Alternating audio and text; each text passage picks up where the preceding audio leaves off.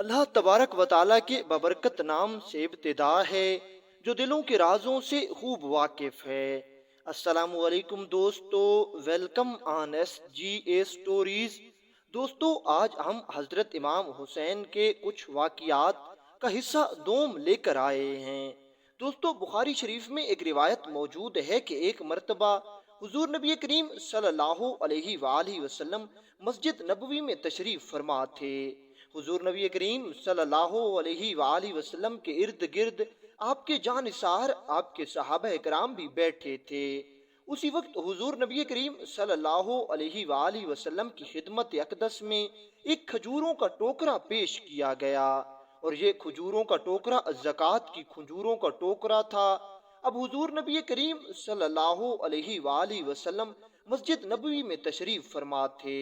اور تمام صحابہ کرام بھی ارد گرد آپ علیہ الصلوۃ والسلام کا رخ انور اور رخ روشن تک رہے تھے، اور حضور نبی کریم صلی اللہ علیہ وآلہ وسلم یہ کھجوریں تقسیم کرنے کا ارادہ رکھتے تھے۔ اسی وقت علماء لکھتے ہیں کہ حضرت امام حسین رضی اللہ تعالی عنہ اپنے بچپن میں مسجد نبوی میں داخل ہوئے۔ حضرت امام حسین رضی اللہ تعالی عنہ سیدھا حضور نبی کریم صلی اللہ علیہ وآلہ وسلم کے پاس گئے، اور آپ علیہ السلام نے ایک کھجور اس کھجوروں کے ٹوکرے میں سے اٹھا کر اپنے منہ میں ڈال لی۔ وہ کھجوروں کا ٹوکرا جو زکوٰۃ کی کھجوروں پر مشتمل تھا۔ بخاری شریف میں موجود ہے کہ پھر حضور نبی کریم صلی اللہ علیہ وآلہ وسلم نے اپنا ہاتھ مبارک حضرت امام حسین کے منہ مبارک میں ڈالا، اور حضرت امام حسین کے منہ مبارک سے وہ کھجور واپس نکال لی، اور پھر آپ صلی اللہ علیہ وآلہ وسلم نے ارشاد فرمایا، جان لو کہ میری اہل بیت پر زکوٰۃ حرام ہے، یعنی میری اہل بیت کو زکوٰۃ کی رقم نہیں دی جا سکتی۔ بس اس دن کے بعد حضرت امام حسین رضی اللہ تعالی عنہ نے اپنے نانا جان کائنات کی جان حضرت محمد مصطفیٰ صلی اللہ علیہ وآلہ وسلم کی یہ بات اچھی طرح سے ذہن نشین کر لی، اور پھر کبھی بھی اہل بیت کی سعادت پر حرف تک نہ آنے دیا۔ حضرت ابو ہریرہ رضی اللہ تعالی عنہ سے مروی ہے کہ ایک مرتبہ حضور نبی کریم صلی اللہ علیہ وآلہ وسلم مسجد نبوی میں موجود تھے۔ اسی وقت حضرت امام حسین رضی اللہ تعالی عنہ بھی مسجد نبوی میں داخل ہو گئے۔ جیسے ہی حضور نبی کریم صلی اللہ علیہ وآلہ وسلم کی نگاہ اقدس حضرت امام حسین رضی اللہ تعالی عنہ پر پڑی،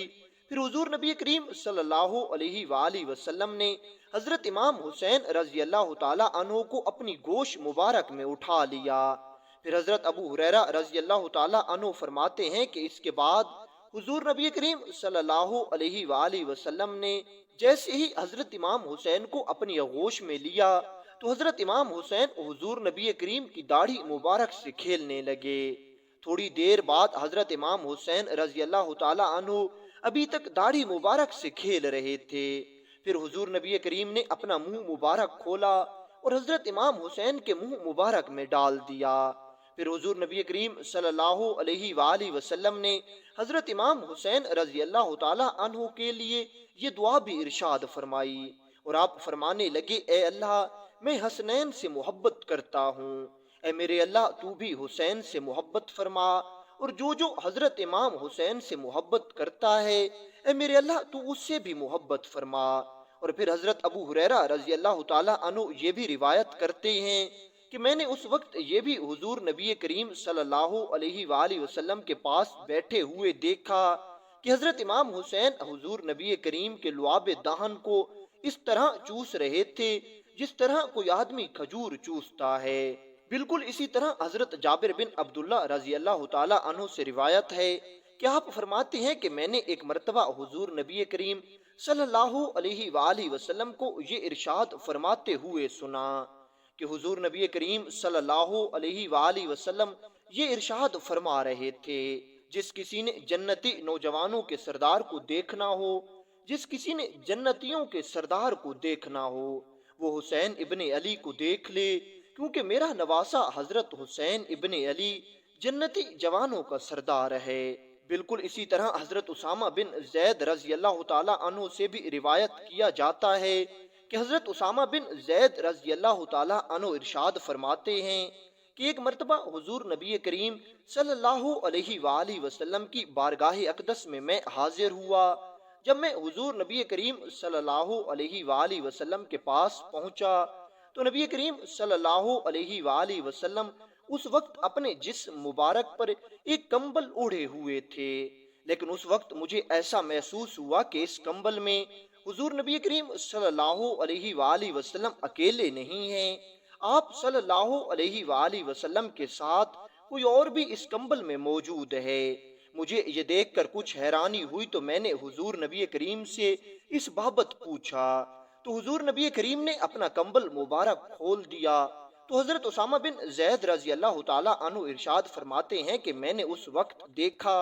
کہ حضور نبی کریم صلی اللہ علیہ وآلہ وسلم کے پاس حضور نبی کریم کی چادر مبارک میں حضرت امام حسن اور حضرت امام حسین بھی موجود ہیں۔ پھر حضور نبی کریم نے مجھ سے ارشاد فرمایا یہ دونوں میری بیٹی کے بیٹے ہیں، یعنی یہ دونوں میرے نواسے ہیں، اور میں اللہ تعالیٰ سے دعا کرتا ہوں کہ میں ان دونوں سے محبت کرتا ہوں۔ اے اللہ تو بھی ان سے محبت فرما، اور جو جو شخص ان سے محبت کرتا ہے اے اللہ تو ان سے بھی محبت فرما۔ حضرت علی رضی اللہ تعالیٰ عنہ سے مروی ہے کہ ایک مرتبہ میں اپنے گھر میں تشریف لے گیا، میں نے دیکھا کہ اس وقت حضور نبی کریم صلی اللہ علیہ وآلہ وسلم بھی گھر میں موجود ہیں، اور ساتھ میں نے یہ بھی دیکھا کہ حضور نبی کریم صلی اللہ علیہ وآلہ وسلم کی دائیں جانب حضرت امام حسن اور آپ علیہ السلام کی بائیں جانب حضرت امام حسین آپ علیہ السلام کی گود مبارک میں بیٹھے ہیں، اور آپ صلی اللہ علیہ وآلہ وسلم کی پاک اور مقدس بیٹی آپ کے سامنے بیٹھی ہے۔ پھر حضرت نبی کریم صلی اللہ علیہ وآلہ وسلم نے مجھے دیکھ کر مجھ سے ارشاد فرمایا اے علی جان لو کہ میرے نواسے حسن اور حسین میزان کے دو پلڑے ہیں اور میری بیٹی ترازو ہے، اور جان لو کہ ترازو دو ہی پلڑوں پر قائم رہتا ہے۔ اور پھر حضور نبی کریم علیہ الصلوۃ والتسلیم حضرت علی سے ارشاد فرمانے لگے اے علی یاد رکھو کہ تم قیامت کے دن لوگوں کا اجر لوگوں میں تقسیم کرو گے۔ اسی طرح جناب سیدنا حضرت عمر فاروق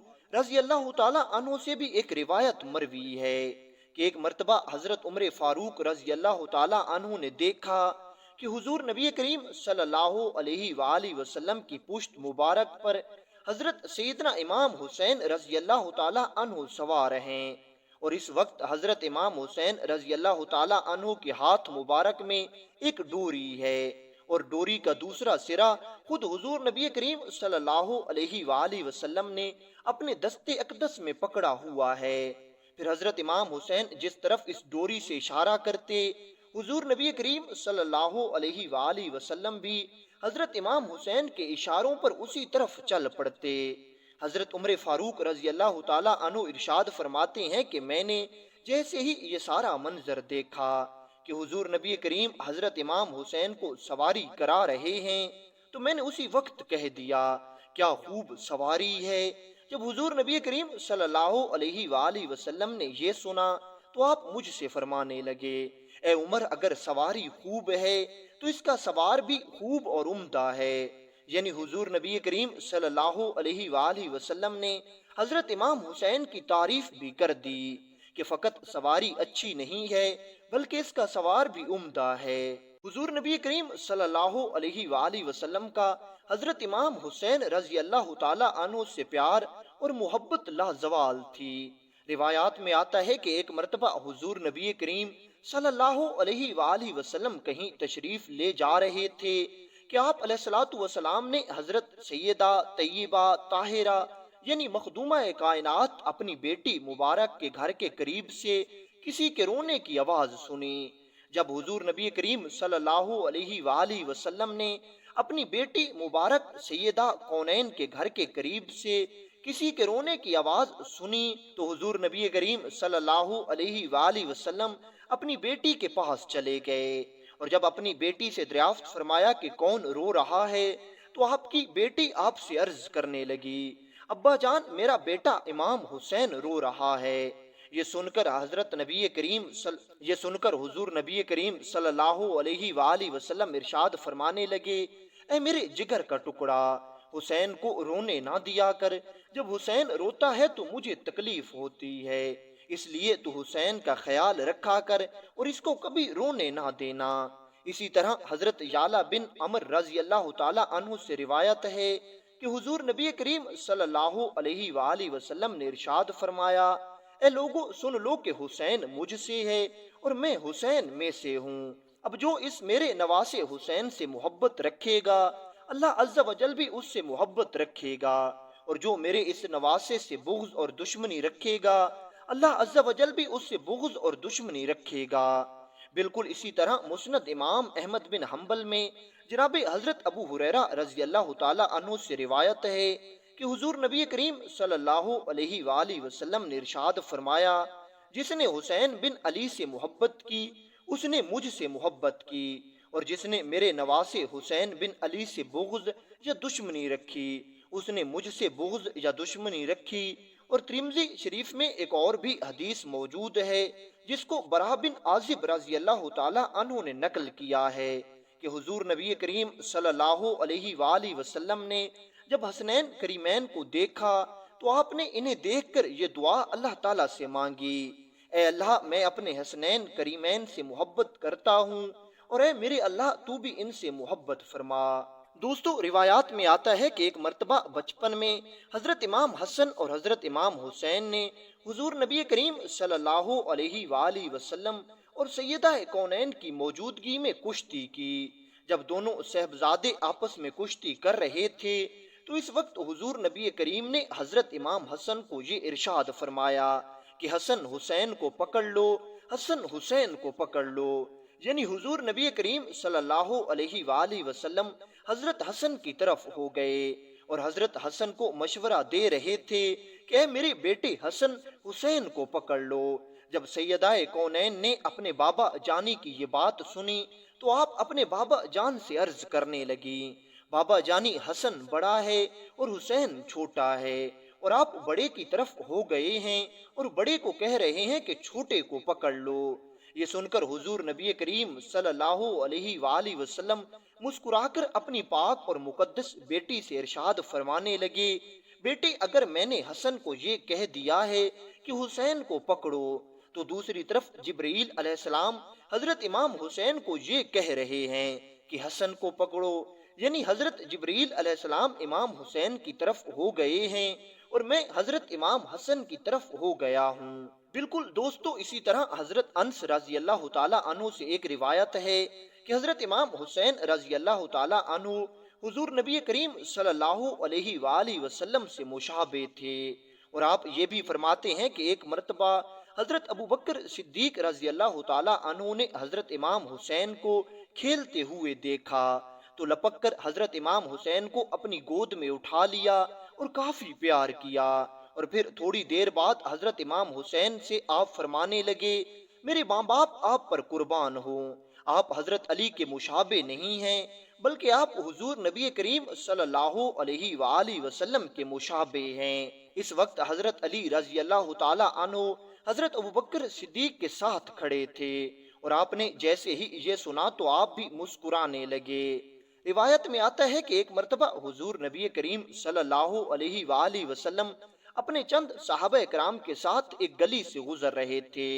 حضور نبی کریم صلی اللہ علیہ وآلہ وسلم کی نگاہ اقدس گلی میں کھیلتے ہوئے چند بچوں پر پڑی۔ حضور نبی کریم صلی اللہ علیہ وآلہ وسلم آگے بڑھے اور گلی میں کھیلتے ہوئے ان بچوں میں سے ایک بچے کو اٹھا لیا، اور پھر حضور نبی کریم صلی اللہ علیہ وآلہ وسلم اس بچے سے خوب پیار کرتے ہیں۔ یہ دیکھ کر صحابہ کرام سے رہا نہ گیا، اور صحابہ کرام نے حضور نبی کریم صلی اللہ علیہ وآلہ وسلم کی بارگاہ اقدس میں عرض کیا، حضور آخر اس بات کی کیا وجہ ہے کہ آپ نے اتنے سارے کھیلتے ہوئے بچوں میں سے اس ایک بچے کو اٹھا کر خوب پیار کیا ہے،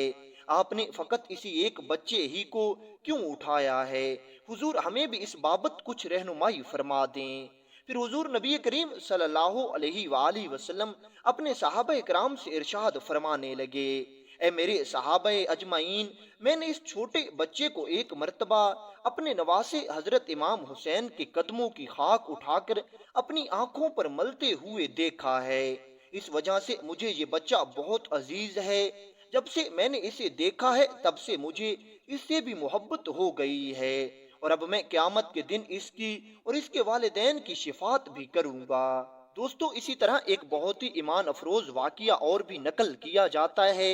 کہ ایک مرتبہ حضرت حسنین کریمین اپنی اپنی تختی پر کچھ لکھ کر لائے اور حضور نبی کریم صلی اللہ علیہ وآلہ وسلم کی بارگاہ اقدس میں حاضر ہوئے اور اپنے نانا جان سے پوچھنے لگے،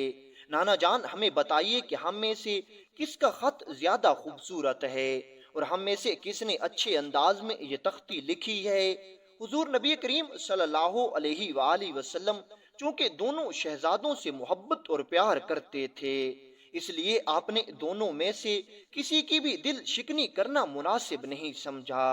اور آپ صلی اللہ علیہ وآلہ وسلم نے یہ فیصلہ حضرت علی کی طرف بھیج دیا، اور آپ نے ارشاد فرمایا کہ اپنے والد گرامی یعنی جناب حضرت علی کو دکھاؤ، اور وہ زیادہ اچھے انداز میں تمہارے درمیان فیصلہ کریں گے کہ کس کا خط خوبصورت ہے اور کس کی تختی اچھے انداز میں لکھی ہوئی ہے۔ پھر دونوں شہزادے اپنی اپنی تختیاں لے کر حضرت جناب علی رضی اللہ تعالی عنہ کے پاس پہنچے۔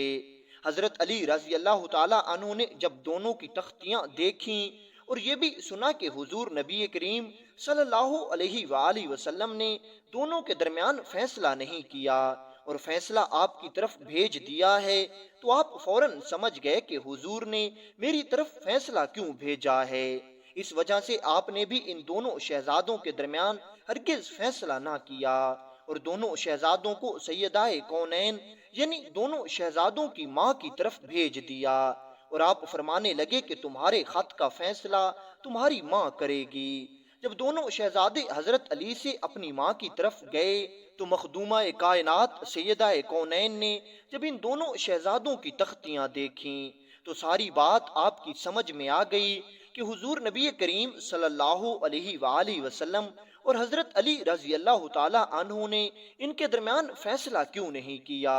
اس لیے آپ اپنے دونوں شہزادوں سے فرمانے لگیں، مجھے خط کی ویسے بھی زیادہ سمجھ نہیں ہے، میں اس طرح کرتی ہوں کہ یہ میرے ہاتھ میں 7 موتی ہیں، میں ان کو ہوا میں اوپر پھینکتی ہوں، پھر یہ 7 موتی زمین پر گر جائیں گے، پھر جس شہزادے نے اس میں سے 4 یا 4 سے زیادہ موتی چن لیے اس کی تختی اچھے انداز میں لکھی ہوگی۔ یعنی آپ فرمانے لگی کہ میں 7 موتیوں کو ہوا میں اچھالوں گی، زمین پر گرنے کے بعد جس شہزادے نے زیادہ موتی چن لیے وہ جیت جائے گا اور اس کی تختی اچھے انداز میں لکھی ہوئی ہوگی۔ پھر کیا ہونا تھا، پھر وہ 7 موتی ہوا میں اچھالے گئے۔ علماء لکھتے ہیں کہ جب 7 موتی ہوا میں اچھالے گئے اور پھر زمین پر گرے تو دونوں شہزادوں نے 3 موتی چن لیے، اب ایک موتی رہ گیا تھا،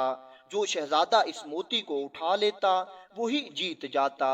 علماء لکھتے ہیں کہ اللہ تعالیٰ نے اسی وقت حضرت جبرائیل علیہ السلام کو حکم دیا، حضرت جبرائیل علیہ السلام نے وہ 7واں موتی خود اٹھا لیا اور پھر اس کو 2 ٹکڑوں میں تقسیم کر دیا اور پھر زمین پر پھینک دیا، پھر آدھا آدھا ٹکڑا دونوں شہزادوں نے اٹھا لیا اور اس طرح دونوں شہزادے برابر رہے اور دونوں شہزادے جیت گئے۔ کہتے ہیں کہ جب یہ بات حضور نبی کریم صلی اللہ علیہ وآلہ وسلم تک پہنچی تو حضور نبی کریم صلی اللہ علیہ وآلہ وسلم اب دیدہ ہو گئے، آپ کی آنکھوں سے آنسو مبارک رواں ہو گئے اور آپ ارشاد فرمانے لگے،